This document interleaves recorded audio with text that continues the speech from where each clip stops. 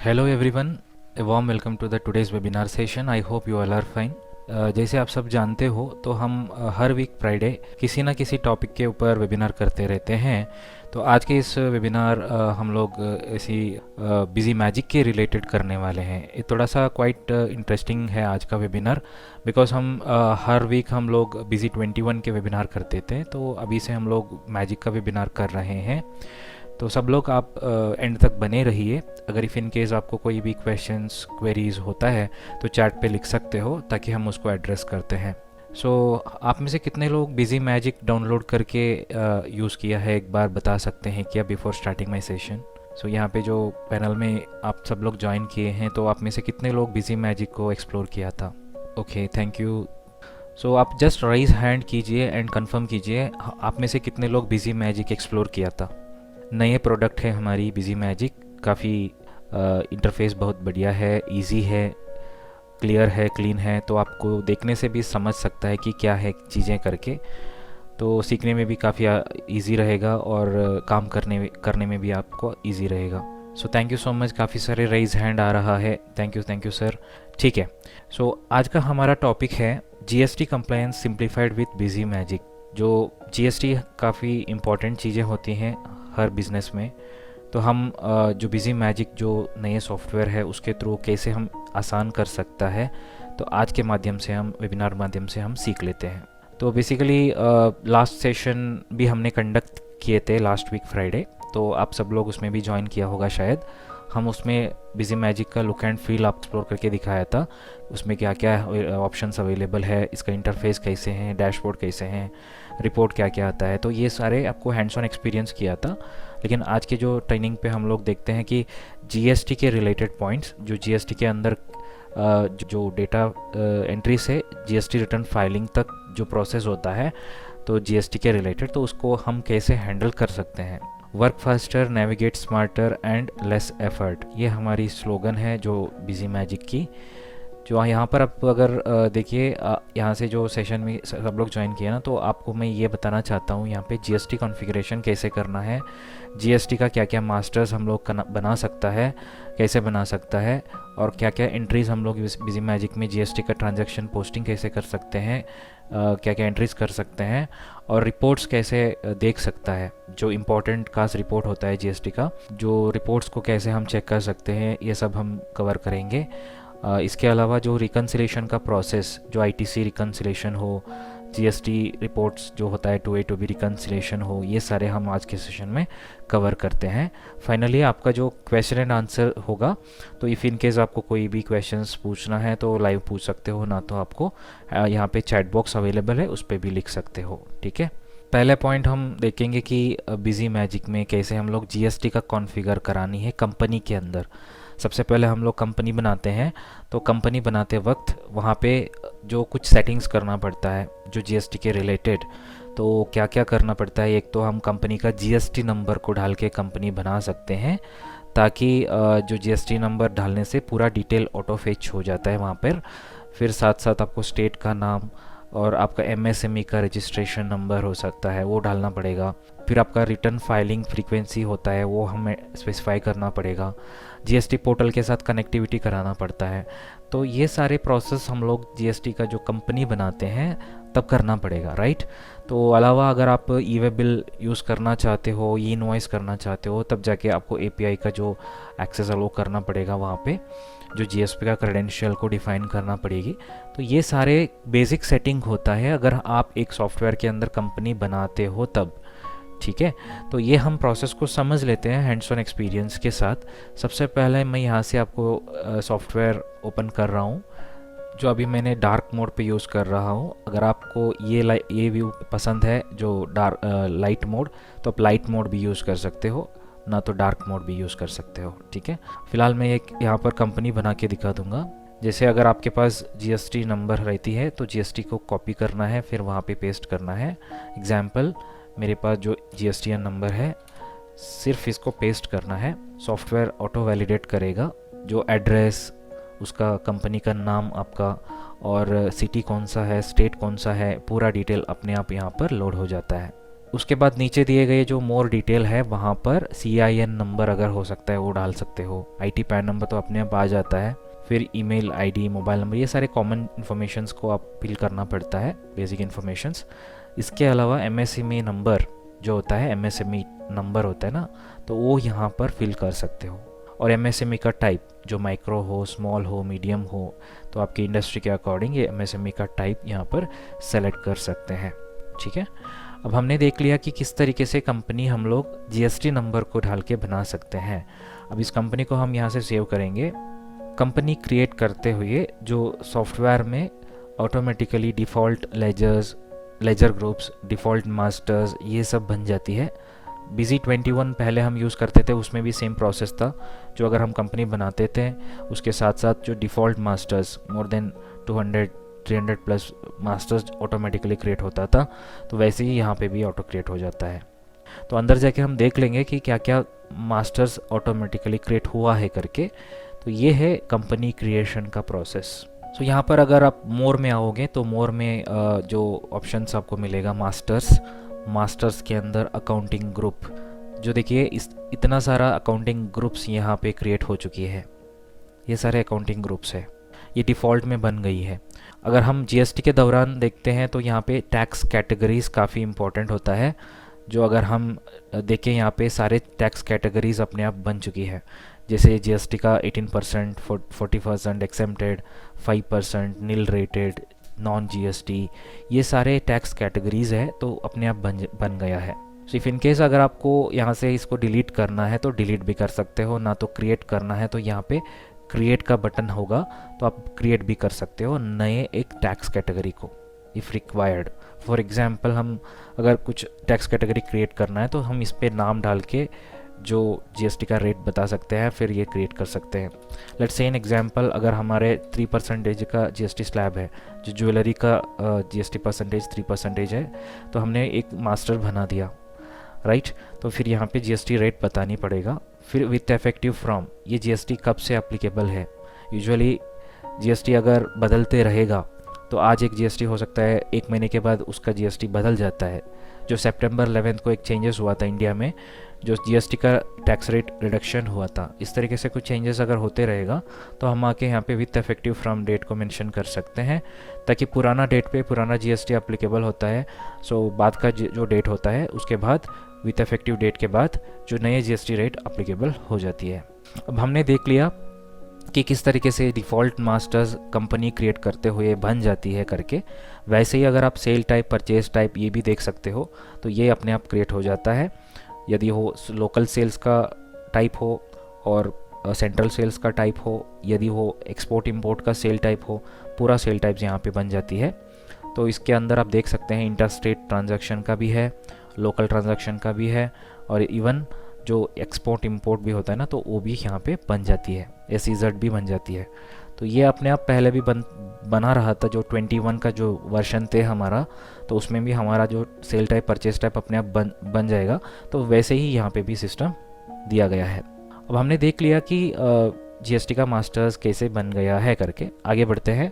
तो अब इसके बाद हम देखते हैं कि GST का पोर्टल का कनेक्टिविटी कैसे करना है।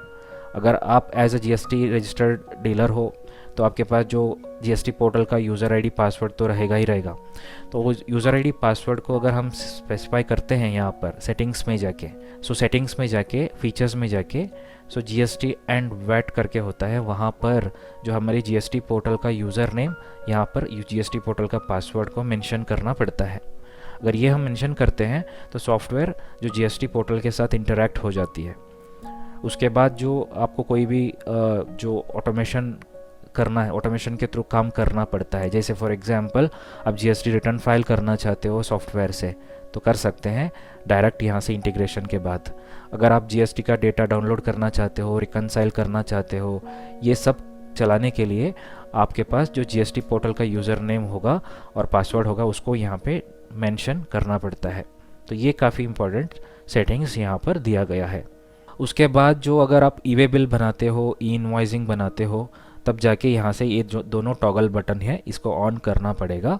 इतना मात्र नहीं है, अगर ऑन करने के बाद जो कॉन्फ़िगर में जाके वहाँ पर जो कुछ सेटिंग्स को करना पड़ता है। आपके जो फ्रॉम प्लेस, आपका जो फ्रॉम प्लेस का पिन कोड, फ्रॉम प्लेस, ये सब बताना पड़ेगा। सो ये पिन कोड बताना है, यहाँ पे फ्रॉम प्लेस बताना है विथ ये सब रिस्ट्रिक्शन का कुछ सेटिंग्स होता है। सब यूज़र को रिस्ट्रिक्ट कराना है क्या, और सब यूज़र को एप्लीकेबिलिटी बदलने का जो रिस्ट्रिक्ट कराने हैं क्या, ये सब सेटिंग्स होता है।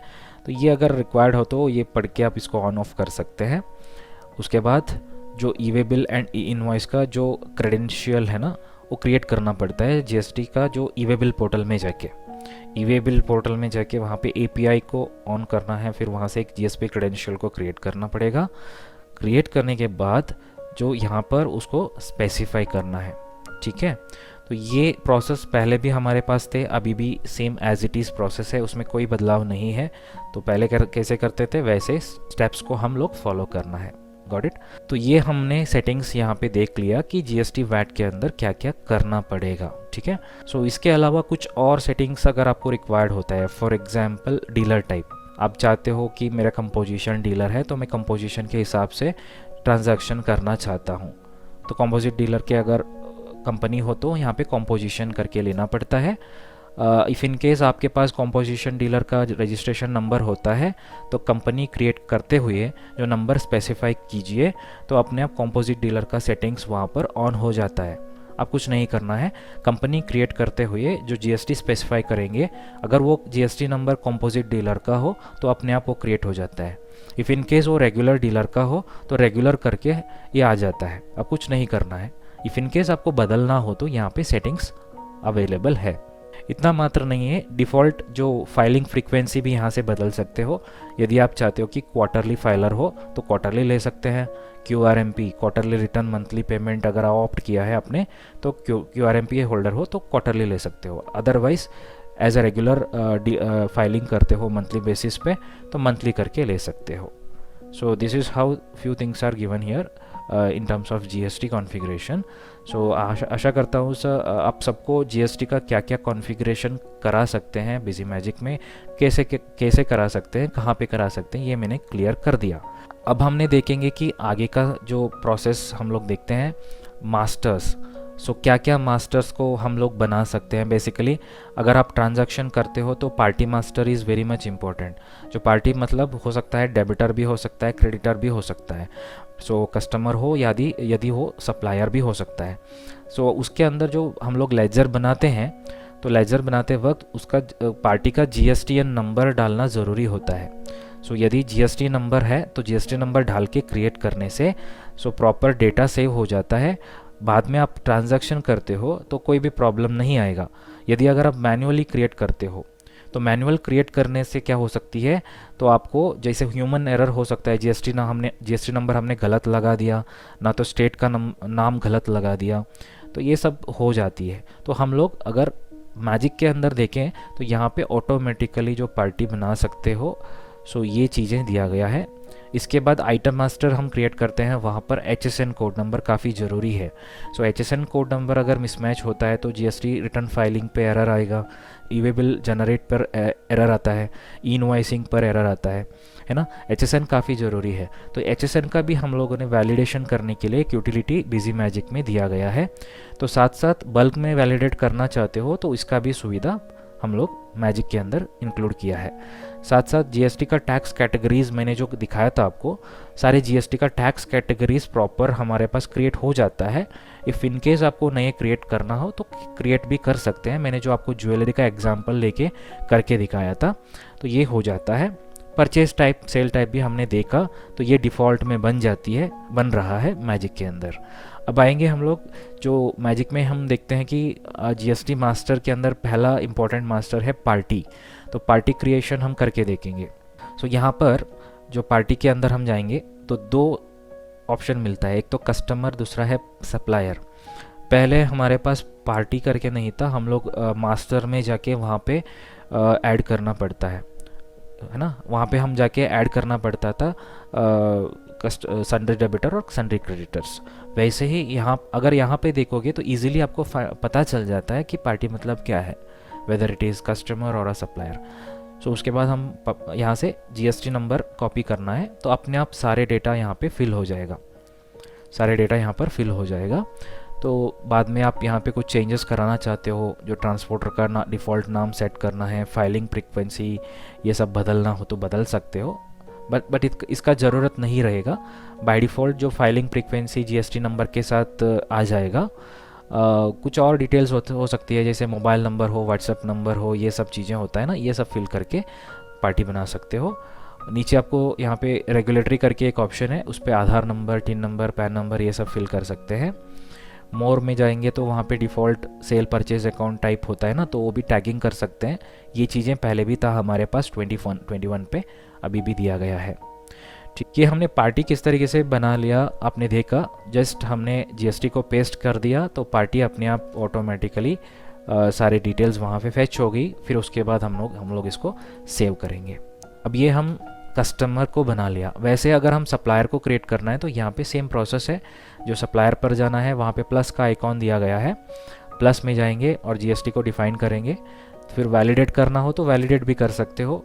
वैलिडेट करने से एक फ़ायदा ये है कि कस्टमर का जो स्टेटस देख सकते हैं, एक्टिव जीएसटीएन है क्या, इनएक्टिव जीएसटीएन है क्या, कैंसल्ड है तो पॉपअप तो अपीयर हो जाएगा, सो कैंसल्ड जीएसटी नंबर हो तो। और ये वैलिडेट करने से हमको ये भी पता चलता है कि कस्टमर का ट्रैक रिकॉर्ड, जीएसटी का ट्रैक रिकॉर्ड, वो प्रॉपर फाइलिंग कर रहा है क्या नहीं कर रहा है, तो किसने कौन सा मंथ का फाइलिंग कब किया था, कौन सा डेट पे किया था। अगर कोई उनको मतलब उनका ट्रैक रिकॉर्ड उतना ठीक नहीं है तो सारे समझ सकते हैं यहाँ से। उतना मात्र नहीं है, यहाँ पे आपको व्यू एडिशनल डिटेल्स का भी सुविधा है, ताकि आप जान सकते हैं कि जो particular business entity multiple location पे उनका बिजनेस अगर चला रहा है तो ये भी चेक कर सकते हैं कि उनका कहाँ पे उनका एड्रेस, अलग अलग एड्रेस है, कौन से स्टेट पे रजिस्टर्ड है, वो पूरा जान सकते हो। आपने देख लिया किस तरीके से हमने जो वैलिडेशन कर रहे हैं। यदि अगर आप चाहते हो कि मैं जीएसटी पोर्टल में जाके ही देखना है तो जीएसटी पोर्टल में जाके देखना है तो यहाँ पे डायरेक्ट ऑप्शन होता है, सीधा इसको क्लिक करेंगे, फिर जीएसटी पोर्टल में जाके आपको वहाँ से भी वैलिडेट कर पाओगे।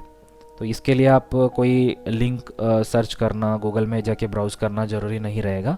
यहाँ पे सीधा आपको क्लिक करने से जीएसटी पोर्टल ओपन हो जाएगा और रीवैलिडेट करने के लिए भी ऑप्शन है। तो ये वैलिडेट के अंदर ही सब कुछ मिल जाता है यूज़र को।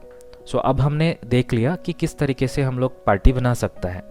अगर आपको बल्क में पार्टी क्रिएट करना होता है तो उसका भी एक सॉल्यूशन हमने बना दिया है, पहले भी था हमारे पास Busy21 पे, तो यहाँ पे भी आपको ये चीज़ें मिलने वाले हैं। देखते हैं किस तरीके से बल्क में पार्टी क्रिएट करना है। अगर हमारे पास एक्सेल डेटा होता है, उसमें 1000, 2000, 3000 कस्टमर का जीएसटीएन नंबर रहेगा, तो वो लेके हम लोग यहाँ पे पार्टी में जाना है, यूटिलिटीज़ में जानी है। सो यूटिलिटीज़ के अंदर आपको देख सकते हो क्रिएट मल्टीपल जीएसटीएन करके एक ऑप्शन दिया हुआ है। तो यहाँ पर अगर मेरे जीएसटी नंबर है तो सारे जीएसटी नंबर को मैं एक्सेल से कॉपी करा, फिर सीधा आके यहाँ पे पेस्ट करा। पेस्ट करने से सॉफ्टवेयर अपने आप उसका डेटा जीएसटी पोर्टल से यहाँ पर लेके आता है। मैं दिखा देता हूँ आपको। पहले ग्रुप लेंगे, फिर हम इसको वैलिडेट करेंगे। यहाँ पे वैलिडेट का बटन है, सो वैलिडेट पर क्लिक करते हुए जो देख सकते हो सारे जो सेल यहाँ पर फिल हो जाएगा। अब देखिए इतना जो जीएसटी नंबर मैंने पेस्ट किया था सबका डिटेल यहाँ पर ऑटोमेटिकली आ जाएगा। सो इसका मतलब ये है कि बिजी मैजिक आपको काफ़ी हेल्प करने वाले हैं आपका डेली एक्टिविटीज़ के लिए। जो पार्टी क्रिएट हो, जो कंपनी क्रिएट हो, जो डेली ट्रांजैक्शन एंट्रीज हो, जो रिपोर्ट चेक करना हो, रिटर्न फाइलिंग हो, सब में आपको हेल्प करने वाले हैं। सो इतना पावरफुल यूटिलिटीज़ आपको दे रहे हैं मैजिक के अंदर। तो आपने देख लिया कि किस तरीके से हमने बल्क में बना लिया। अगर इफ़ इन केस आपको कोई भी क्वेश्चंस डाउट्स होगा तो प्लीज़ आपको वहाँ पे चैट बॉक्स अवेलेबल है, उस पर आप लिख सकते हो ताकि मैं उसको एड्रेस कर पाऊँगा। ठीक, सो अभी हमने देखा जीएसटी नंबर के साथ पार्टी क्रिएशन। यदि अगर आपके पास ऑलरेडी एग्जिस्टिंग डेटा है, उसमें काफ़ी मास्टर्स आप ऑलरेडी बना दिया है, तो अगर वो सारे पार्टी मास्टर्स को एक बार एक सिंगल क्लिक में वैलिडेट करना हो तो मल्टीपल जीएसटी नंबर को एक साथ वैलिडेट करके चेक कर सकते हैं किसका जीएसटी नंबर कैंसल्ड हुआ है। अब देख लीजिए वैलिडेट जीएसटी नंबर ऑनलाइन, इसमें मल्टीपल जीएसटी नंबर, यहाँ पर जाएंगे, फिर हमारे जो डेटाबेस में क्या क्या नाम हमने बना के सेव करके रखे हैं सबका नाम यहाँ पे लोड हो जाता है। लोड होने के बाद हम इसको दोबारा वैलिडेट कर सकते हैं, अगर वो करेक्ट है क्या, इनकरेक्ट है क्या पता कर सकते हैं। फॉर एग्जांपल अब देखिए यहाँ पे मैंने जो पार्टी का जीएसटी नंबर लोड किया, लोड करके यहाँ से मैंने इसको सेलेक्ट कर रहा हूँ, फिर मैं ओके कर रहा हूँ। इफ़ इन केस किसी भी GSTN नंबर कैंसल्ड इनएक्टिव हो चुका है तो हमारे सामने उसका जानकारी मिलेगा। सो ये भी एक तरीके से GSTN का यूटिलिटी हमारे पास अवेलेबल है। इतना मात्र नहीं है, यदि अगर कोई सप्लायर से हम लोग गुड्स को खरीद लिया, हो सकता है सामने वाला सप्लायर रिटर्न फाइल नहीं करेगा, हमको पता नहीं चलेगा कि वो रिटर्न फाइल नहीं किया है करके। तो इसके लिए हमने बिजी मैजिक में क्या किया है, चेक रिटर्न फाइलिंग स्टेटस का भी यूटिलिटी दिया गया है यहाँ पे। ये 21 में भी थे, तो ये एज इट इज़ यहाँ पे भी चलेगा। अगर हमने कुछ गुड्स को सामने वाला सप्लायर से खरीद लिया है तो यहाँ से सीधा चेक कर सकते हैं सप्लायर ने रिटर्न फाइल कब किया है। अगर नहीं किया है तो नॉट फाइल्ड इन्फॉर्मेशन आपके सामने आ जाएगा। तो अभी आपने जो पार्टी के रिलेटेड क्या क्या यूटिलिटीज़, क्या क्या GST का जो चीज़ें हम लोग हमारे पास है मैजिक के अंदर, हमने देख लिया। आगे हम मास्टर में जाएंगे, जैसे आइटम मास्टर में जाएंगे, प्रोडक्ट्स। सो बिजी मैजिक में आपको इन्वेंट्री और नॉन इन्वेंट्री आइटम्स दोनों बना सकते हो। कैसे बना सकते हैं आप देख लीजिए। फॉर एग्जांपल मैं अगर एक आइटम क्रिएट कर रहा हूँ यहाँ पर, सो मोबाइल चार्जर। सो ये इसका कौन सा यूनिट है, पीसेस है तो पीसेस, और मल्टीपल यूनिट है तो मल्टीपल यूनिट डिफाइन कर सकते हो। और इसका कौन सा ग्रुप है, आइटम कोड है क्या, इसका क्या प्रिंट नेम चाहिए। सो यहाँ पर सेल प्राइस बता सकते हो, if required sale price, purchase price, MRP, ये सारे कॉमन है। सो यहाँ पर हमने बता दिया 175 रुपीज़ MRP। फिर आपको यहाँ पे जो GST का टैक्स कैटेगरी लेना पड़ता है, 5%, 28%, 18% करके HSN कोड यहाँ पे डालना पड़ेगा। जो हमारे जो GST के पर्सपेक्टिव से HSN कोड काफ़ी ज़रूरी चीज़ें होता है। सो इसीलिए हमने यहाँ पे वैलिडेशन का बटन भी दिया हुआ है। मैंने जो एंट्री किया था ये HSN कोड गलत है तो सॉफ्टवेयर हमको बता देगा कि ये इनवैलिड है करके। सो अगर सही HSN कोड को सर्च करना है तो यहाँ पे भी सर्च यूटिलिटी दिया गया है। तो इसमें जाके हम लोग जो कोड नंबर को सर्च कर सकते हैं। हमको कोड पता है तो हम कोड डाल के सर्च कर सकते हैं। अगर इनकेस आपको कोड पता नहीं है तो आप नाम के अकॉर्डिंगली भी सर्च कर सकते हैं। तो यहाँ पे नाम लिख सकते हो तो और उसका रिलेटेड HSN कोड आपको सामने दिख जाती है। तो ये एक्चुअली वैलिडेशन है, तो इंटरनली आपको सॉफ्टवेयर के अंदर ही मिल जाएगा, सर्चिंग एंड वैलिडेशन बोथ। तो अब हमने देख लिया कि किस तरीके से हम लोगों ने जो आइटम बना सकता है। तो एक और चीज़ें रिक्वायर्ड होती है कभी कभी, जो एक आइटम का GST बदलते रहेगा। अभी जो 5% है, हो सकता है आगे आने वाले समय पे 18% भी होने का चांसेस रहती है। तो इन केस आपको ऐसा कुछ रिक्वायरमेंट है तो यहाँ पे विथ इफेक्टिव फ्रॉम का डेट मेंशन कर सकते हो। जो पुराना GST 5%, आने वाला GST जो अपकमिंग जो चेंजेस हुआ है जो 18%, उसको यहाँ पे मेंशन कर सकते हो, ताकि जो ट्रांजैक्शन लेवल पे अपने आप डेट के अकॉर्डिंग GST चार्ज हो जाता है। तो ये सब आपको जो GST का जो सारे फंक्शनैलिटीज़ जो आइटम मास्टर पे दिया गया है। अब हम देखते हैं कि किस तरीके से हम लोग नॉन इन्वेंट्री मास्टर्स को बना सकते हो। फॉर एग्जांपल हम अगर कुछ कंसल्टेंसी सर्विसेज हम लोग चला रहे हैं, सो उसके रिलेटेड हमने एक मास्टर क्रिएट किया। सो यहाँ पे जो यूनिट का नाम कभी भी जो नॉन इन्वेंट्री के लिए नॉट अप्लीकेबल आएगा। फिर आपका जो ग्रुप होता है उसको लेना है। इसके बाद जो नीचे दिए गए जो टैक्स कैटेगरी होगा ना, तो ये हम बताना पड़ेगा सर्विसेज 18% और 5%। फिर SAC कोड डिफाइन करना पड़ेगा, SAC code, service accounting code, तो ये यहाँ पे बतानी है, तो बता के सेव करना है। इसमें भी आपको वैलिडेशन, सर्चिंग दोनों ऑप्शन दिया गया है। तो अब हमने देख लिया party master and the item master, उसके अंदर GST के लिए क्या इम्पोर्टेंट चीज़ें होती है। एक तो मैंने बता दिया पार्टी मास्टर में GST नंबर काफ़ी इंपॉर्टेंट है। वैसे ही अगर हमारी जो प्रोडक्ट और सर्विस हम डील करते हैं उसमें HSN कोड काफ़ी ज़रूरी होती है। तो ये सारे हमारे पास वैलिडेशन करने के लिए ये यूटिलिटी है बिजी के मैजिक के अंदर। और इतना मात्र नहीं है, इफ़ इन केस आपके पास काफ़ी सारे आइटम्स आपने बना दिया हो सकता है एंड ऑफ द डे आपको ये चेक करना पड़ेगा कि आपने जो बनाया था items, weather it is inventory और नॉन इन्वेंट्री, तो उन दोनों में कोई भी हो सकता है। तो इसका सारा HSN कोड प्रॉपर है क्या, वैलिड है क्या, वो चेक करना पड़ता है। इफ़ इन केस आपको चेक करना हो तो यहाँ पर आपको आइटम के नीचे ही यूटिलिटीज़ दिया गया है, वहाँ पे वैलिडेशन में जाके वैलिडेट करके फाइंड आउट कर सकते हैं कि कौन सी गलती है, कौन सा HSN कोड गलती है। तो यहाँ पे सेलेक्ट करके वैलिडेट कर सकते हो, ताकि इफ इन केस कोई HSN कोड और एनी SAC कोड इनवैलिड है तो रेड में इंडिकेट करेगा। सो ये गलत है करके इंडिकेट करेगा, दोबारा हम उसको करेक्ट करना पड़ती है। सो गलती हमको इजीली फाइंड आउट हो जाती है तो सॉफ्टवेयर से। तो यहाँ पे आपको वैलिडेशन का यूटिलिटी दिया गया है बल्क में। नेक्स्ट आपको जैसे कुछ HSN कोड सर्च करने के लिए यहाँ पे है, और कुछ क्वेरी भी यहाँ पे आप क्वेरी के थ्रू भी सर्च कर सकते हो। इफ़ इन केस आपके पास जो 1000 HSN कोड नंबर है, तो आपको एक स्पेसिफिक HSN कोड को सर्च करना है, तो सो इसके लिए क्वेरी करके एक ऑप्शन होता है, वहाँ पे जाके जस्ट आपको जो कीवर्ड टाइप करना पड़ेगा, अपने आप जो इंटरनल डेटाबेस में जो टेबल में सेव हुआ है डेटा, उसके थ्रू आपका जो सॉफ्टवेयर है वो फाइंड आउट करके दे देगा, वैल्यू दे देगा। तो इस तरीके से क्वेरी वहाँ पे चला सकते हो। आगे बढ़ते हैं। फिर अगर किसी को कोई भी क्वेश्चंस पूछना है तो बिल्कुल आप पूछ सकते हो। चैट बॉक्स है आपके पास, रेज हैंड कर सकते हो, ना तो Q&A पर लिख सकते हो, हम उसको एड्रेस करते हैं। तो सो नेक्स्ट हम लोग देखते हैं कि यहाँ पे काफ़ी इंपॉर्टेंट चीज़ है ट्रांजैक्शन एंट्री। सो GST के रिलेटेड सब कुछ यहाँ पे जो ट्रांजैक्शंस हम लोग कर सकते हैं, whether it is accounting entries, accounting voucher, और इट इज़ ड्यूअल वाउचर्स, और it is inventory vouchers. But inventory vouchers के लिए बेसिकली जो हम कहते हैं स्टॉक ट्रांसफ़र, फिजिकल स्टॉक, ये सब इन्वेंट्री वाउचर होता है, उसमें GST कोई इम्पैक्ट नहीं होता है। सो हमारे तरफ से जो ड्यूअल वाउचर और अकाउंटिंग वाउचर हम लोग चढ़ाते हैं, तब जाके GST का इम्पैक्ट होता है। अब यहाँ पे देखिए, हम लोग यहाँ पे ड्यूअल वाउचर पहले एंट्री करके देखते हैं विथ अलग अलग सिनेरियो पे। अगर हम लोग इन्वर्ट गुड्स को ख़रीद लेते हैं और सर्विस को ख़रीद लेते हैं, सर्विस लिया हुआ है किसी से, तो हमारे पास एक परचेज़ कॉपी आता है, राइट। तो परचेज़ कॉपी अगर आएगा तो हम लोग परचेज़ को इसमें कैसे चढ़ा सकते हैं, whether it is a local purchase, और it is a central purchase, और it is a import kind of purchase, ये हम पहले कवर करते हैं। और परचेज़ के अंदर ही आपको RCM भी अवेलेबल है, सो रिवर्स चार्ज मैकेनिज़्म। सो ये बिजी मैजिक में मैं एक चीज़ें क्लियर करना चाहता हूँ, इसमें आपको forward charge tax calculation and reverse charge tax calculation दोनों काम करता है। तो forward charge tax calculation regular process है, आप सब जानते हो। सो रिवर्स चार्ज मैकेनिज़्म मतलब जो अनरजिस्टर्ड डीलर हो, एडवोकेट हो, कोई फॉरेन कंपनी से हम लोग कुछ सर्विस को लिया हुआ है, ये भी हम RCM के थ्रू इसको क्लेम कर सकते हैं, तो ये भी समझ लेते हैं। अलावा आपको परचेज रिटर्न, डेबिट नोट, ये भी पोस्टिंग्स यहाँ पे कर सकते हो। पहले हम इनवर्ट सप्लाई को कवर करेंगे, फिर जाके आउटवर्ड सप्लाई को देखते हैं। तो ये हम कहते हैं परचेज एंड सेल्स एंट्रीज और purchase return and cell return entries को हम कहते हैं बेसिकली ड्यूअल वाउचर।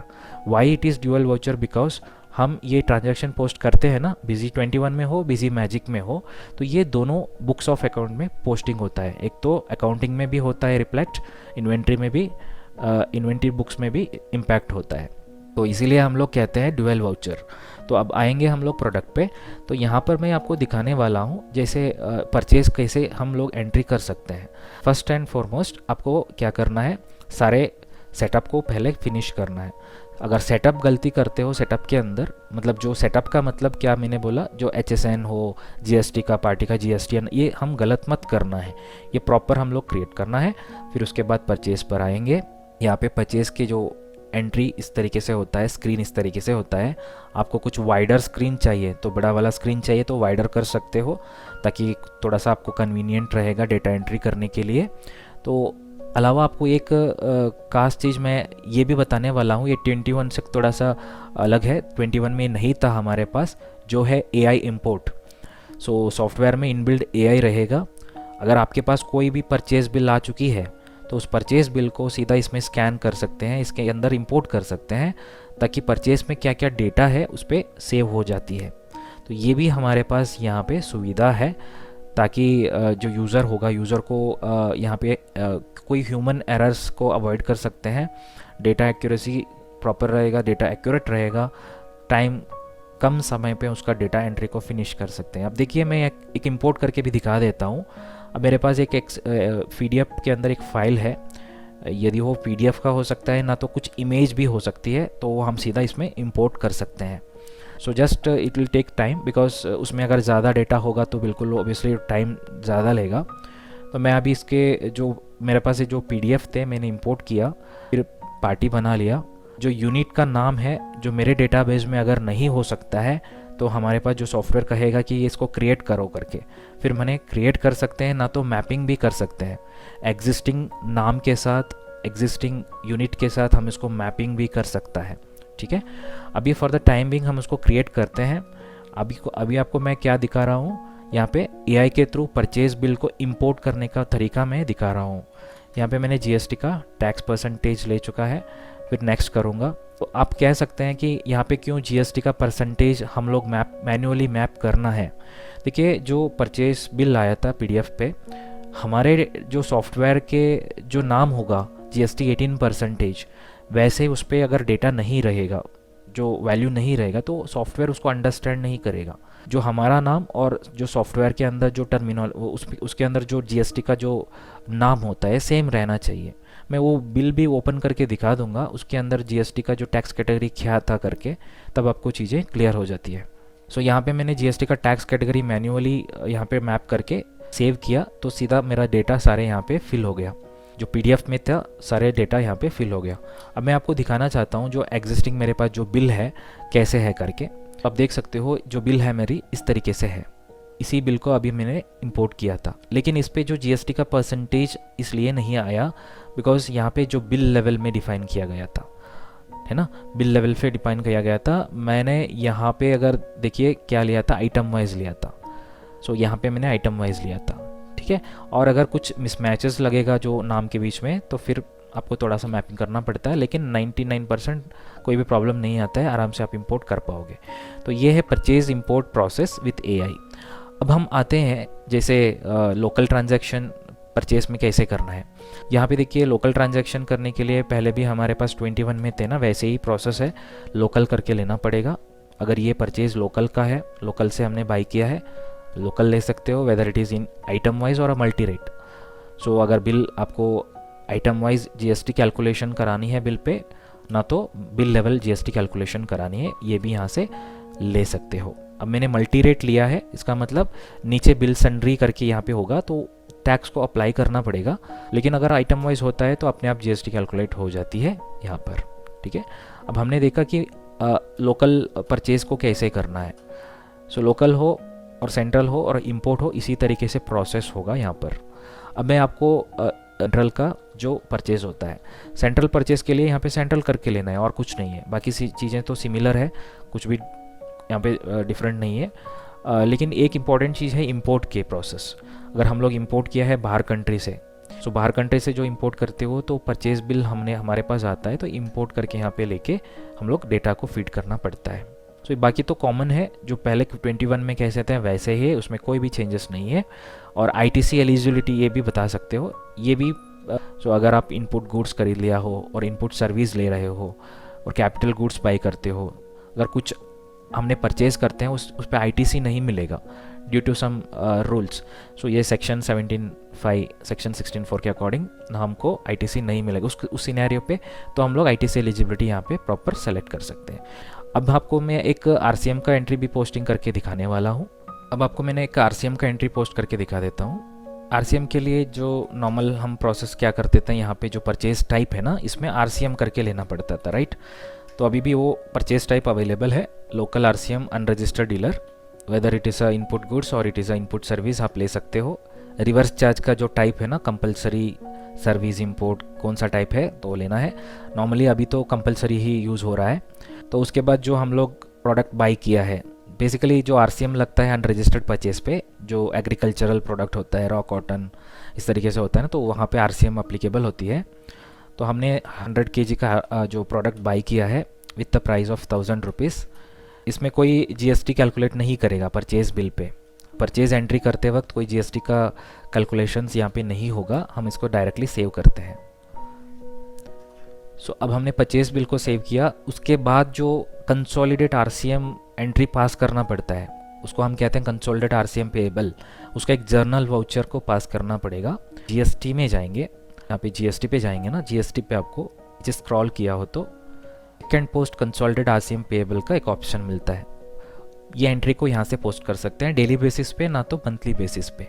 मैं यहाँ पे मंथली बेसिस करके ले रहा हूँ। तो मैंने जो अभी आपके सामने एक परचेज वाउचर को एंट्री किया था आरसीएम का, तो फिर मेरे पास जो डेटा आ गया उसको F4 करके मैं सीधा यहाँ से आरसीएम का रेलेवेंट जो जेवी को पोस्टिंग कर सकता हूँ। देख सकते हो इसका respective debit and credit ledgers अपने आप यहाँ पे शो करेगा।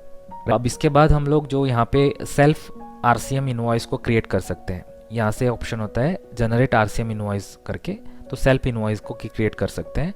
अगर कुछ HSN को डिफाइन करना हो तो कर सकते हैं, ये सब करके पोस्टिंग कर सकते हो। अब देखिए यहाँ पे आपको जो लायबिलिटी पोस्ट हो चुकी है आरसीएम का, एक बार अगर लायबिलिटी पोस्ट हो जाता है तो इसका इम्पैक्ट हमारा जीएसटी रिपोर्ट पे पड़ेगा। जो जीएसटी रिपोर्ट अगर चेक करोगे, जीएसटी समरी पे दिखा दूंगा आपको। सो जीएसटी समरी के अंदर जो आरसीएम का वैल्यू यहाँ पे शो करेगा, आउटपुट जीएसटी ऑन आरसीएम। ये हमारी टैक्सेबल वैल्यू है, जीएसटी ब्रेकअप्स सब कुछ यहाँ पे शो करेगा। इतना मात्र नहीं है, आप अगर यहाँ से सीधा जीएसटी समरी से जो इनपुट आउटपुट एडजस्टमेंट कराना हो और क्रॉस एडजस्टमेंट कराना हो, सो ये सब करा सकते हो विथ वन शॉर्टकट की F4। F4 से आपका काम हो जाएगा। अगर आप TDS हो, TCS हो, कोई भी रिस्पेक्टिव जेवी को पास करना है तो यहाँ पे टेंशन नहीं रहेगा, आप सीधा एक शॉर्टकट की से आराम से जेवी को पास कर सकते हो। ठीक, आपने देख लिया कि किस तरीके से रिवर्स चार्ज मैकेनिज्म काम करता है। अब हम आते हैं आउटवर्ड सप्लाई के पॉइंट पर। आउटवर्ड सप्लाई मतलब जो आपको टैक्स इनवॉइस करना पड़ता है ना अलग अलग सिनेरियो पे। फॉर एग्जांपल यदि वो लोकल हो, सेंट्रल हो और एक्सपोर्ट बिजनेस हो, वहाँ पे आपको टैक्स इनवॉइस को इस तरीके से जनरेट करना है। आप देख लीजिए, पहले जो इनवॉइस नंबर होगा तो ऑटोमेटिकली इनवॉइस नंबर आ जाती है। इफ़ इन केस हमने सेटिंग्स को ऑटोमेटिक कर लिया तो, ना तो आप मैन्युअली लिख सकते हो वहाँ पर। ये आपकी सेल टाइप होता है, जो basically sale type default create रहेगा। अगर ये एक्सपोर्ट बिजनेस का चीज़ें होता है तो एक्सपोर्ट करके लेना है, सेंट्रल ट्रांजैक्शन है तो सेंट्रल करके लेना है, सब कुछ यहाँ पे दिया गया है। अब हम लोग एक्सपोर्ट का ही देखेंगे। फिर आइटम लेते हैं, अमाउंट डालते हैं। अब यहाँ पे देख सकते हो जो क्वांटिटी ज़ीरो आ रहा है। क्वांटिटी ज़ीरो क्यों आ रहा है? क्योंकि बिकॉज ये जो प्रोडक्ट हमने बनाया है ये एक्चुअली इसके अंदर यूनिट हमने डिफाइन नहीं किया है, नॉट अप्लीकेबल करके मेंशन किया था, इसी वजह से आपको क्वांटिटी यहाँ पे ज़ीरो आ गया। तो ये एक्चुअली जो सेल टाइप हमने लिया है एक्सपोर्ट करके, यदि हो सकता है ये सेंट्रल है तो सेंट्रल करके लेना है, तो सेंट्रल लेने से आपको IGST अप्लीकेबल अपने आप हो जाएगा। यहाँ पे देखिए IGST हो रहा है, वरना आपको लोकल लेने से CGST SGST ऑटोमेटिकली वहाँ पे कैलकुलेट करेगा।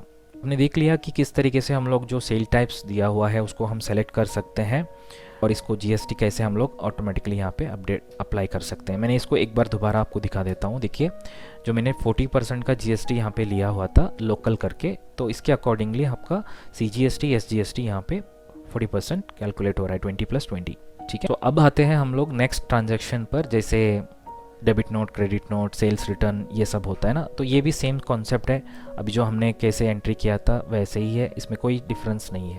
अगर आपको यहाँ पे देखिए सेल्स के नीचे ही रिटर्न का एंट्री मिलेगा, इसके लिए कोई ढूंढना ज़रूरी नहीं है, सीधा वहाँ से ही पता चल जाएगा आपको। ठीक है, देखिए यहाँ पे रिटर्न एंट्री, सेल्स रिटर्न है, यहाँ पे आप ले सकते हो कि कौन सा टिप है करके, सेंट्रल है क्या, लोकल है क्या, ये सब ले सकते हो।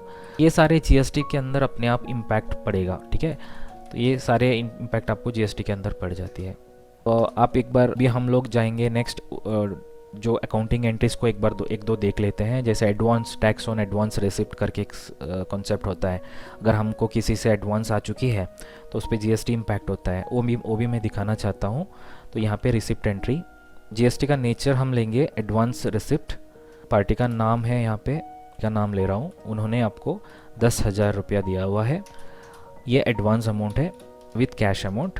तो यहाँ पे हम इसको सेव करते हुए जो सामने एक रेफरेंस का स्क्रीन आएगा, वहाँ पे आप एडवांस का जो रेफरेंस क्रिएट कर सकते हो तरीके से। GST रेट यहाँ पे मेंशन कर सकते हैं। आपने देख लिया GST का जो कॉलम है ना एक्स्ट्रा आ रहा है, ये टैक्स ऑन एडवांस रिसिप्ट हो गया। के अकॉर्डिंगली आपको जो कंसोलिडेट एक जेवी को पास करना पड़ता है, जर्नल वाउचर, तो ये आपको यहाँ पर मिलेगा GST पे। GST के अंदर नीचे स्क्रॉल करिए, वहाँ पे RCM एंड एडवांस टैक्स करके है, उसमें pick and post advance receipt, ये यहाँ पे आपको सारे एडवांस अमाउंट आपने रिसीव किया हो तो उसका जानकारी मिलता है। फिर सीधा F4 करके, यहाँ से सीधा F4 करके भी पास कर सकता है। जेवी के अंदर जो रिस्पेक्टिव डेबिट क्रेडिट है ना, वो भी आ रहा है, देखिए वो कुछ काम कम हो जाता है। यहाँ पे कोई डेबिट क्रेडिट मैनुअल लेना ज़रूरी नहीं है, अपने आप वो ऑटोमेटिक सेलेक्ट हो जाती है। ठीक, ये हमने एडवांस रिसीव किया है। आगे अगेंस्ट हमारा जो सेल होगा उस पर एडजस्टमेंट कर सकते हैं, एक विंडो अपीयर होती है वहाँ पे एडजस्टमेंट का, तो एडजस्टमेंट हम लोग वहाँ से कर सकता है। ठीक है, आपको दिखा भी देता हूँ। यहाँ पे देखिए ये हमारी जो रेफरेंसेस हमने जो क्रिएट किया था एडवांस एंट्री पे, तो आज आ गया। इसको सेलेक्ट करके सेट ऑफ कर सकते हो। Cell voucher double entry system के अकॉर्डिंग एक दो अकाउंटिंग एंट्रीज भी देख लेते हैं, एक्सपेंस एंट्री भी देख लेते हैं। जर्नल में जाएंगे, यहाँ पे रजिस्टर्ड एक्सपेंस हम करके लेते हैं, जो रजिस्टर्ड एक्सपेंस पे हम सेलेक्ट करते हैं ऑफिस एक्सपेंसेस। एक नए लेजर भी क्रिएट कर सकते हो अदर अकाउंट के अंडर। एक्सपेंस इनडायरेक्ट को अगर जीएसटी एप्लीकेबल करना है तो यहाँ पे ऑप्शन होता है जीएसटी टाइप करके, तो यहाँ पे हम मेंशन करना पड़ेगा। अगर ये नॉट एप्लीकेबल होगा तो जीएसटी कैलकुलेट नहीं करेगा। तो ये हो गया 18%। फिर इसका वैल्यू है 10,000 रुपया जो एक्सपेंसेस आपका डेबिट के अंडर आता है ऑफिस एक्सपेंसेस। फिर हम यहाँ पे इनपुट डेबिट में ही लेते हैं इनपुट CGST 900 रुपीज़ है, इनपुट SGST 900 है। क्रेडिट में हम लेंगे यहाँ पर कि यहाँ पे जो विंडो अपीयर होता है जो रजिस्टर्ड एक्सपेंस का, वहाँ पे कुछ ऐसे code number service accounting code होगा अगर, तो वो मेंशन कर लीजिए, उसको सेव कर लीजिए। ओवरऑल अगर हम देखें तो सारे एंट्रीज़ इसमें जो जीएसटी के जो एंट्रीज़ है इसमें पोस्टिंग हो जाएगा। ये एंट्री मात्र नहीं है, आपको एंट्री के बाद में जो रिटर्न का प्रोसेस है, रिकन्सिलेशन का प्रोसेस है, पूरा इसमें हो जाता है। कि हम जीएसटी रिपोर्ट्स क्या क्या इंपॉर्टेंट होता है, किसी ने बता सकते हैं क्या चैट बॉक्स पर? आपको कुछ रिस्पॉन्सेज यहाँ पे आ रहा है। आप जो कह रहे हैं कि सेल्स रजिस्टर, बिल्कुल सही है, जो सेल्स रजिस्टर आप सेंड करना पड़ता है ना। सेल्स रजिस्टर को क्या कहाँ से एक्सपोर्ट करते हो? BGB 21 के बात करेंगे तो डिस्प्ले से करते हो, लेकिन हम यहाँ पे रिपोर्ट्स करके एक सेक्शन दिया गया है। रिपोर्ट्स में जाएंगे, वहाँ से जो जीएसटी करके एक सेक्शन दिया है, वहाँ पे रजिस्टर करके है, उस पर आपको सेल्स रजिस्टर मिलेगा। रजिस्टर का सारे यहाँ पे रिपोर्ट मिलेगा। इसमें अगर कुछ कॉलम इंसर्ट करना हो तो कॉलम पिकर का ऑप्शन है। डेट चेंज करना है तो यहाँ पे ड्यूरेशन सेलेक्ट कर सकते हो, करेंट फाइनेंशियल ईयर, मंथ और यस्टरडे करके आप ले सकते हो। फ़िल्टर, समरी, ये सब यहाँ पे ऑप्शन है, तो इसका भी यूज़ कर सकते हो। अगर फ़िल्टर लगाना हो तो यहाँ पे फ़िल्ट्रेशन है, तो इस पे जाके आपको लोकल का फ़िल्टर लगाना है, ना तो सेंट्रल का लगाना है, दोनों मिलके कंबाइंड लगाना है। All wise HSN code wise report चाहिए, तो ये सारे आपको फ़िल्टर्स में मिल जाएगा। मतलब अभी इंटरफेस क्लीन एंड क्लियर है, तो देखने से पता चल रहा है आपको क्या करना है, कहाँ से इसको एक्सप्लोर करना है करके। तो आपको यहाँ पे ढूंढना ज़रूरी नहीं रहेगा, ठीक है। इसको एक्सपोर्ट करना पड़ेगा एक्सेल फॉर्मेट में, तो ऊपर आपको एक डाउनलोड का ऑप्शन है, उस पर एक्सपोर्ट ऑप्शन होता है। PDF ना तो एक्सेल में इसको एक्सपोर्ट कर सकते हो। और नीचे आपको ये भी दिया गया है सर्च, समरी, फ़िल्टर, सब कुछ। सेल्स रजिस्टर के अलावा कभी कभी परचेज रजिस्टर का भी अगर ज़रूरत पड़ती है तो यहाँ से उसको सीधा एक्सपोर्ट कर सकते हो। 2A रजिस्टर, 2B रजिस्टर, जो हमारी GST का 2A रजिस्टर काफ़ी ज़रूरी है, उसमें परचेज डेटा शो करेगा। 2B में जो हमारी जो ITC के रिलेटेड जो डिटेल्स होता है वो भी शो करेगा। तो ये 2A हो 2B हो, दोनों की रिपोर्ट्स यहाँ से आपको मिल जाती है। इसके बिना आपको जो GST का related monthly ITC summary report होता है, ये काफ़ी इंपॉर्टेंट रिपोर्ट है ITC का रिलेटेड जानने के लिए, तो ये यहाँ से आपको एक्सपोर्ट कर सकते हैं। ये रिपोर्ट के अंदर आपको जो फिल्टर्स, कॉलम पिकर सब भी होता है, ये कॉमन है। सो यहाँ से आपको ये सारे मिलेगा। और अगर यहाँ से आप F6 करते हो सीधा, तो किस इनवॉइस में आपको ITC कब मिला है, ITC का क्या टैक्सेबल, मतलब उसका क्या टैक्सेबल वैल्यू है, 2 में इसका स्टेटस है क्या, 2B में इसका स्टेटस है क्या, पूरा जानकारी स्क्रीन पर दिखेगा, है ना। तो इसके लिए आपको कोई एक्स्ट्रा यूटिलिटी चलाना ज़रूरत नहीं रहेगा। सिर्फ आपको ITC रजिस्टर में जाके F6 कर दिया तो फिर सारी जानकारी वहाँ पे प्राप्त कर सकते हैं। STR1 का रिपोर्ट भी वाइड होता है, मतलब CA अगर चाहता है तो हम उसको देना पड़ता है। तो ये रिपोर्ट आपको GST रिटर्न सेक्शन में मिलेगा। GSTR1 के GSTR1 पे जाओगे ना, तो वहाँ पे आपको इसका ब्रेकअप्स मिलेगा table number wise, 4A, 4B, 5A, 6A, ये सारे ब्रेकअप मिलेगा।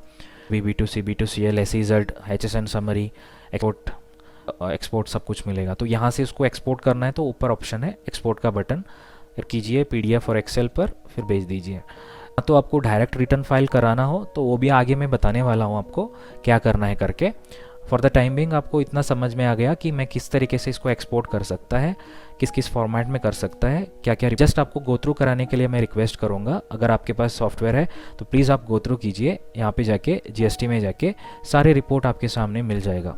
अभी मैं यहाँ पे आपको लाइव बैलेंसेस का भी बताने वाला हूँ। फॉर एग्जांपल आप रिटर्न फाइल करते वक्त आपको कुछ जानना जरूरी पड़ता है, जैसे आपका कैश बैलेंसेस कितनी है पोर्टल में, क्रेडिट बैलेंसेस कितनी है, तो पूरा यहाँ पे आपको GST लेजर पे जाके चेक कर सकते हो। इसके लिए जस्ट आपको एक OTP मेंशन करना पड़ता है जो रजिस्टर्ड मोबाइल नंबर पे आया हुआ है, फिर आपको जो बैलेंसेस यहाँ से दिखेगा।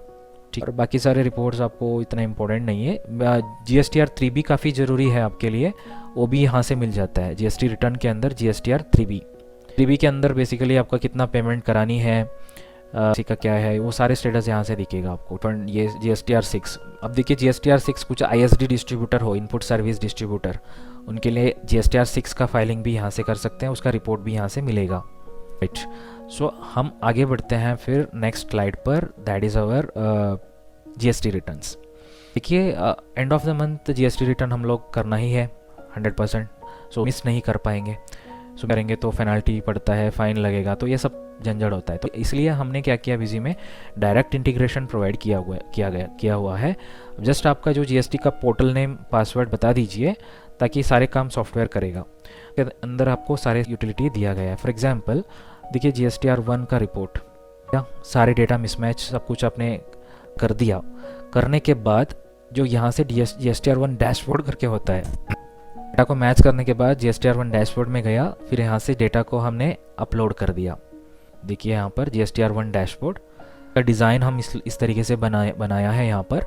सो सब कुछ एक ही स्क्रीन से काम बन जाती है। आपको व्यू भी कर सकते हो, अपलोड भी कर सकते हो, रीसेट भी कर सकते हो, डाउनलोड भी कर सकते हो, अमेंडमेंट का डेटा डाउनलोड कर सकते हो, पीरियड को बदल सकते हो, पैन नंबर अपडेट कर सकते हो, नील रिटर्न फाइल कर सकते हो, सारे यहाँ से हो जाती है। सो अपलोड में जाएंगे तो वहाँ पे जेसन के फॉर्मेट आपको एक्सपोर्ट करना है तो वो भी हो जाएगा, ना तो डायरेक्ट अपलोड भी कर सकते हो। इफ़ इन केस आपको अपलोड हो गया डेटा, फिर उसमें डिलीट करना है, को डिलीट करना है क्योंकि कुछ गलती से हमने कुछ गलत डेटा अपलोड कर दिया, यहाँ से रीसेट कर सकते हैं। पोर्टल में अपलोड हुआ है डेटा, अपने आप वहाँ से गायब हो जाता है। तो आपने देख लिया, तो यहाँ पे GST का डैशबोर्ड तो इतना सुंदर तरीके से हम लोग डिज़ाइन किया हुआ है। उसके बाद हम अगर बात करते हैं जो GSTR का 3B के बारे में।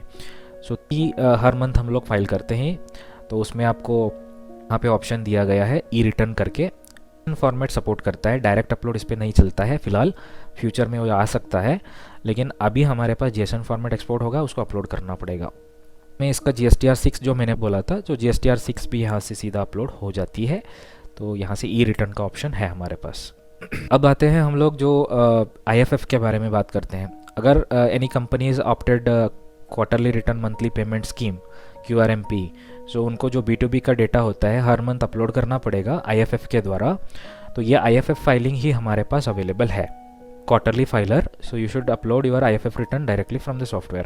रिकन्सिलेशन, ये काफ़ी ज़रूरी है रिकन्सिलेशन, बिकॉज हमने हमारे ITC को काफ़ी अच्छे तरीके से हम लोग उसको अवेल करना चाहते हैं, तो that is the reason we are doing the reconciliation.